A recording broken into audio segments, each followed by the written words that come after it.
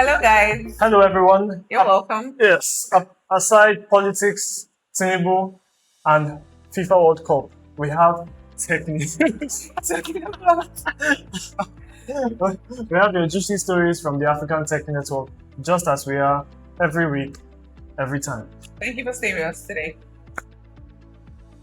For staying with us. For joining us. Sorry. Thank you for Thank you for joining us today. Yes. As usual, I am Ben with my I am Miss Ollie. Yes. Thank you very much for interrupting my sweet intro. Let's have the hot topics, Miss Ollie.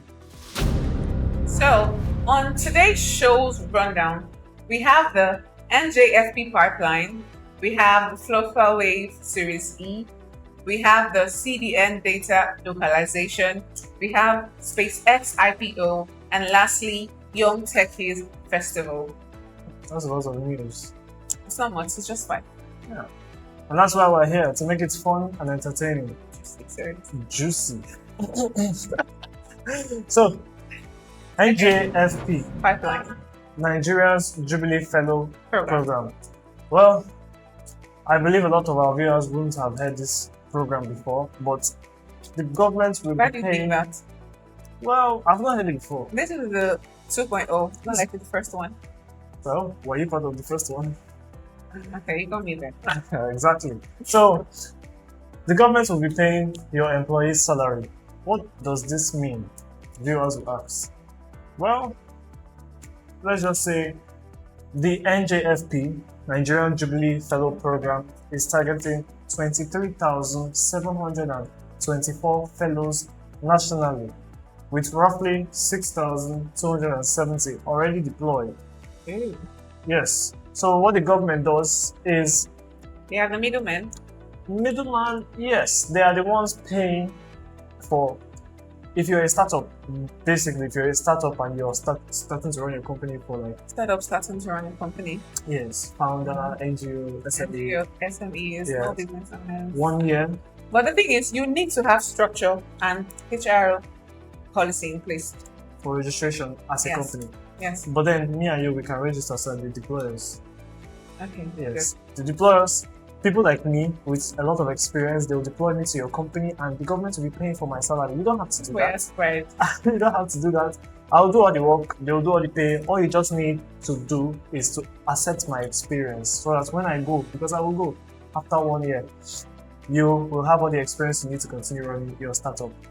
Although there are some extra pepper that they did not tell us. You know how government is, they'll probably see something there. Terms and conditions apply. Exactly. So, terms and conditions being your startup should have existing HR structure. Yeah. I don't know many startups that have existing HR structure. Do you know? It means if you're start with structure. What kind of structure? It means you need to have policies in place. So if I start a startup today, and only me is the CEO, I'm the only person in the company. Only you CEO. Yes. CEO. Only me is still CFO. CWO. Chief Wahala Officer. So can I register for something like this? Women organization thing. CWO. We're here for tech. No point intended. Exactly. So do you think someone like me will be able to register my startup and, get graphic designers, UI UX designers for free? Because that's basically what it is. Startups should have policies in place, laws in place. I am the policy. Because even your friend needs to know that when you blow, I will get my own cut. So that's the policy. Okay. It's part of the policy now. Very beautiful policy. I mean, why not? Entrepreneurship exits nobody is measuring. Well, the most important thing about this is that you can, as a startup company, use the experience. You know that they used to say that knowledge is money. Power. Okay, knowledge is power. Knowledge is also wealth. There's a lot of things attached to knowledge. Yes. So the advantage is that if I start a company today, which will obviously be successful, the government would sponsor my experience so that I don't have to go through all those trials and temptations and stuff. Trials and errors. Yes. That's okay. I see what they want to do. That's fantastic. Interesting.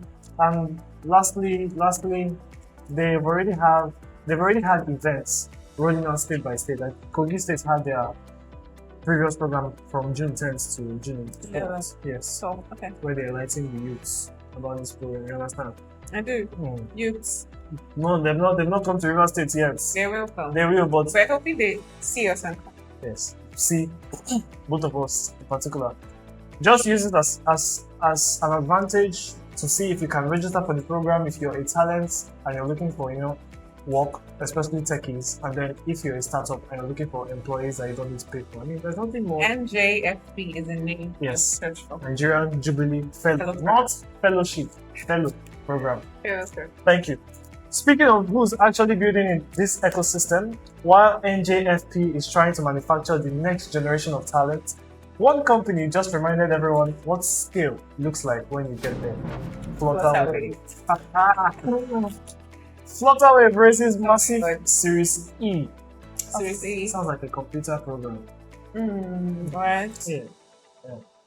But that's not what it is, though. Okay. So what's it about? Okay. It's about money. Basically, Flutterwave ran a funding program. I'm going to use that term. A funding program so that we don't really know what exactly they want to do with the money, but what we know is that they hit a $3.2 billion valuation. Okay. That's Naira. Dollar. And the more interesting story is not the number.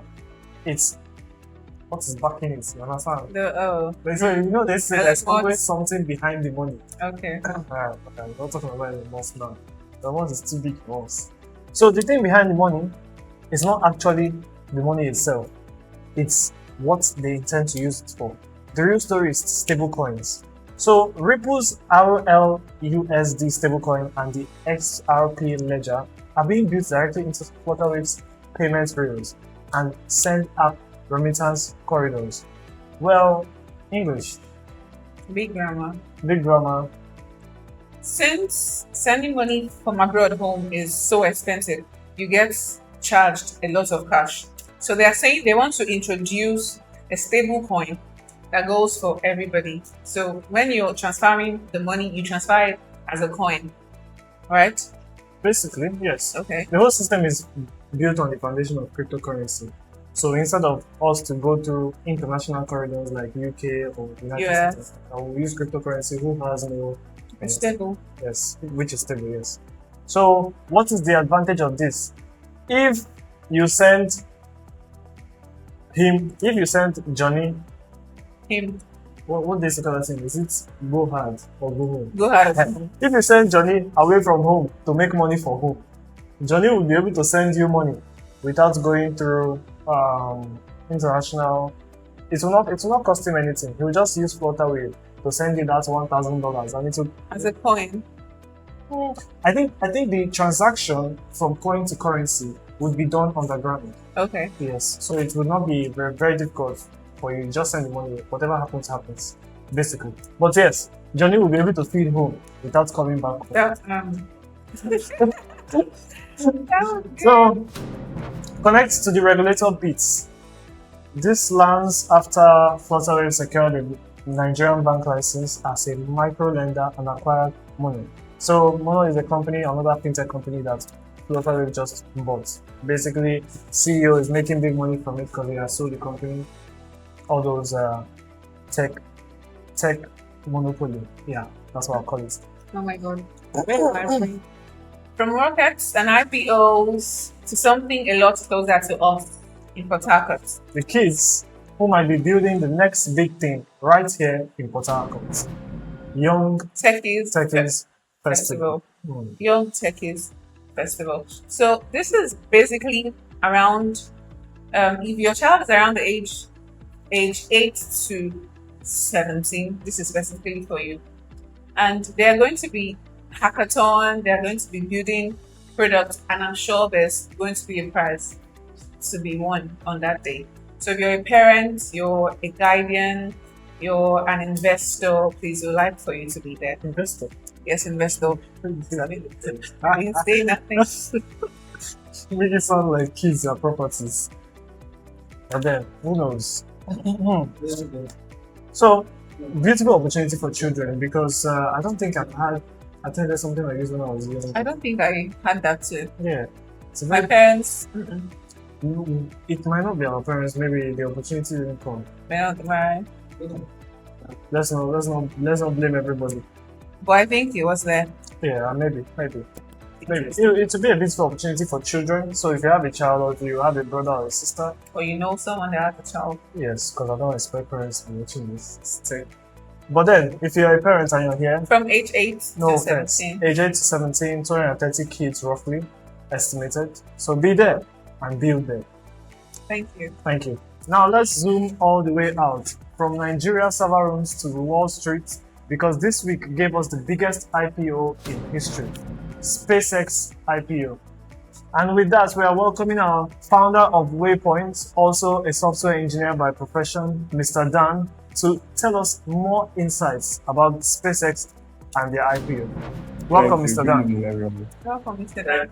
Yes. Good evening. Good evening. So this is just a SpaceX investment. It's a lot of moves, especially when it comes to taking your company public for the first time in Elon Musk's SpaceX history. They skipped the customary range and demand pricing and fixed their price at $135 and the valuation at $1.77 trillion, even before anybody started buying any shares. What can you tell us about this, Mr. Dan? Okay, so I mean, before we even get into the gist and the numbers, I would like to point out that the main drive behind the success of the IPO is the founder himself. And it's because he himself has built his reputation to a certain standard that now makes people around him and even the entire world, if we're being honest, to buy into that self-belief. So it's a no-brainer that with proper execution, a man with so much influence on a global stage would pull off the biggest IPO in history, right? Now, to answer your question, this is a game of hype. This particular IPO, it's a game of hype, right? And nobody has more hype than Elon Musk. So if we are being honest, it is more of a case of this is the price we are putting it at. If you're not interested in the new wave, then au revoir.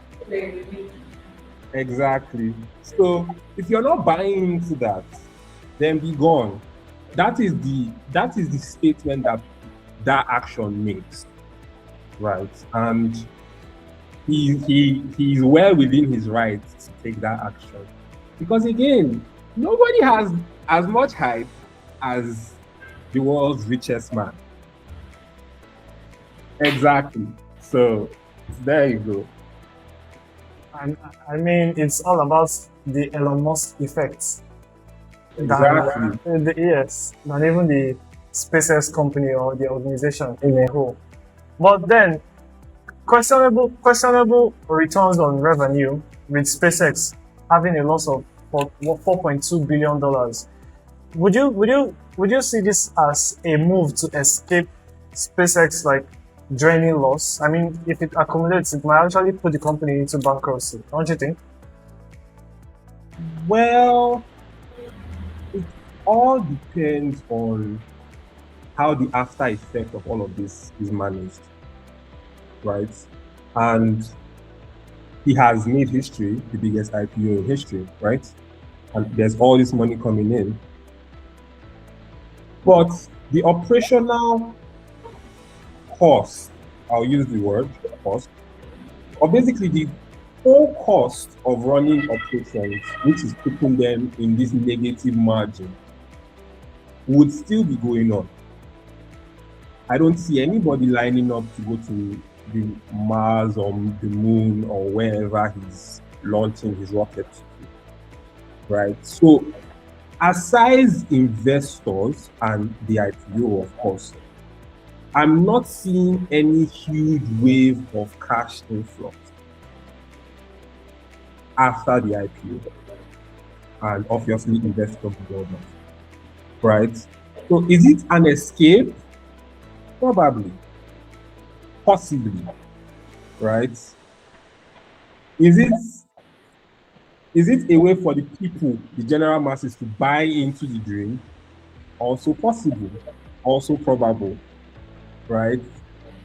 And then the tricky question now is it truly a means to escape the negative margin, but packaged as the people buying into the dream and into the revolution of us being multi-planetary?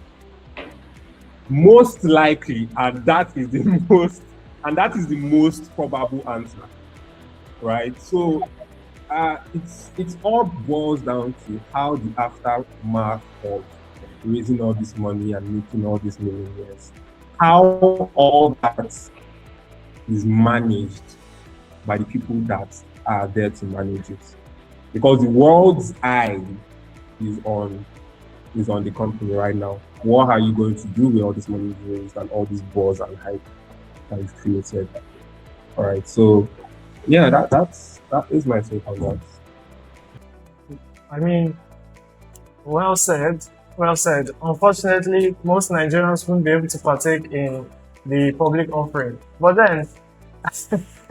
then, well, let's say the artificial intelligence valuation has gone off the roof in just a few years, and big companies are investing in it. Apart from escaping the margin line of loss, is it very possible that SpaceX also needs to invest heavily in AI because of the new trend? Well, of course. The AI race is the most sought after race right now, right? I believe there is news about SpaceX or one of Elon's companies buying Cursor. So that just tells you that they are already in the race, right? They are already in the race, and he went for the fattest cow, if I'll use that word, right? So they're already there, and they are already in front when it comes to AI code editors. And how soon is Elon going to get his hands into another AI industry?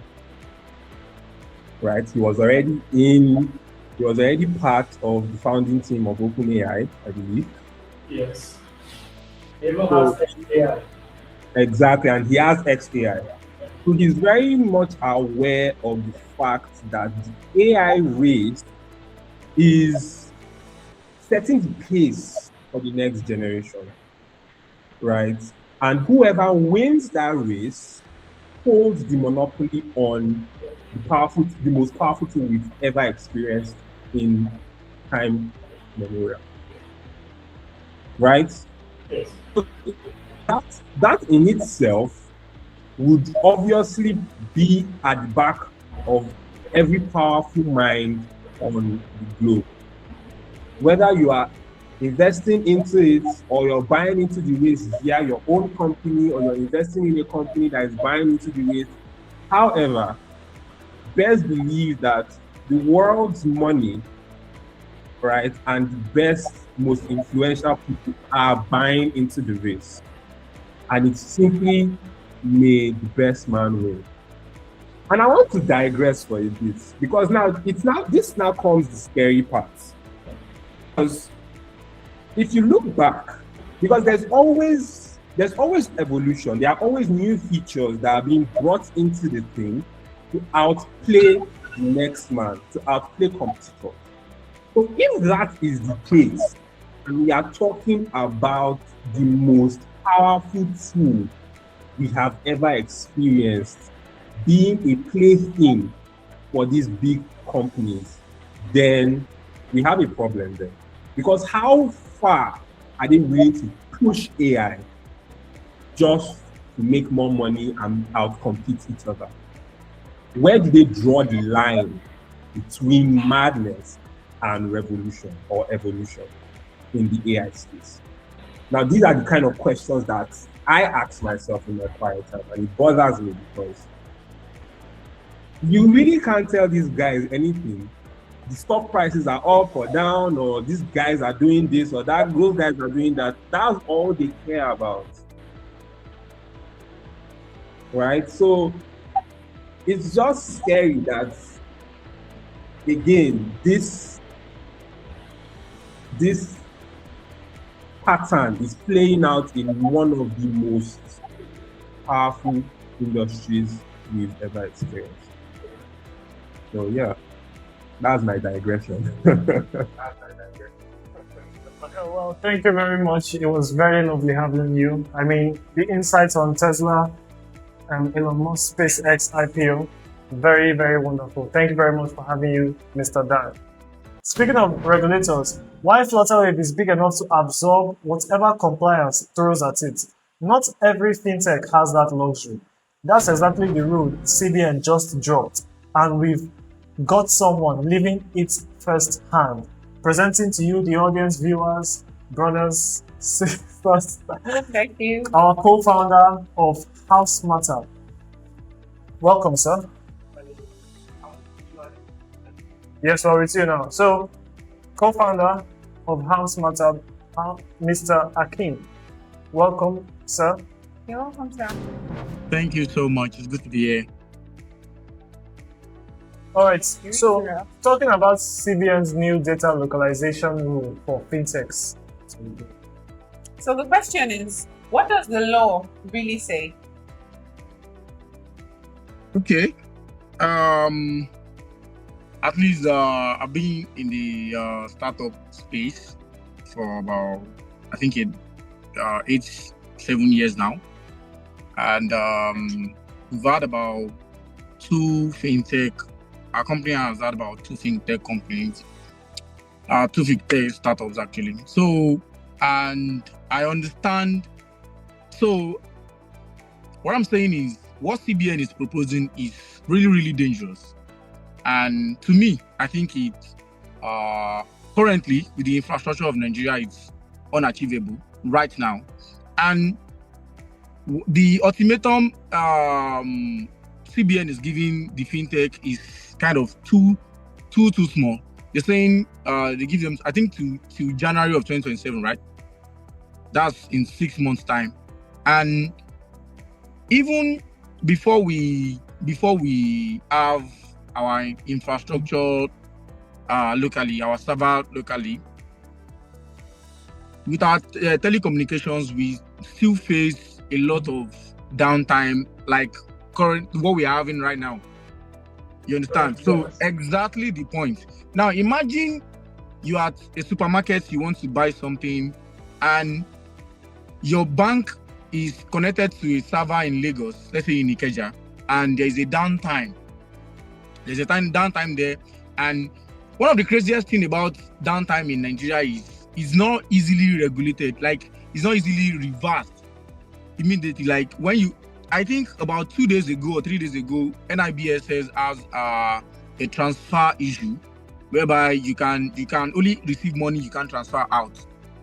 That's one of the things that CBN needs to, they need to look into. I think we need to have something. I'm not even sure the CBN is operating on a local server. That's another thing. Yes, I'm serious. I'm not even sure they are, because okay, do you know what it even takes? The people like Amazon and Google to have a server. They don't even have one. They don't even have server in one country. They have in several countries. So now imagine we saying we are putting all our fintech, our banks on our local server. That's a very, very, very, very dangerous thing to do. So what I'm saying is we need to look at some things. CBN needs to look at some things before we say we want to, put our server want to put our fintech to a local server, we really need to think of that. Okay, what will happen to our AI, our Amazon AWS credit? We have, yes, people like my company. I think we still have about 10,000 AWS credits. So you want me to leave that AWS credit and bring it to a local server? We've hosted, even, I'm serious, even the hosting company in Nigeria, we are currently having problems with them. And those are handling small, simple websites that we have. You understand? So, not to now talk of we bringing a whole infrastructure of fintech to our local server. This is not saying Nigerian cannot do it, but currently we don't have the infrastructure. So that is my take about the whole CBN issue. Thank you. So can you tell us the pros and the cons? The good side is okay.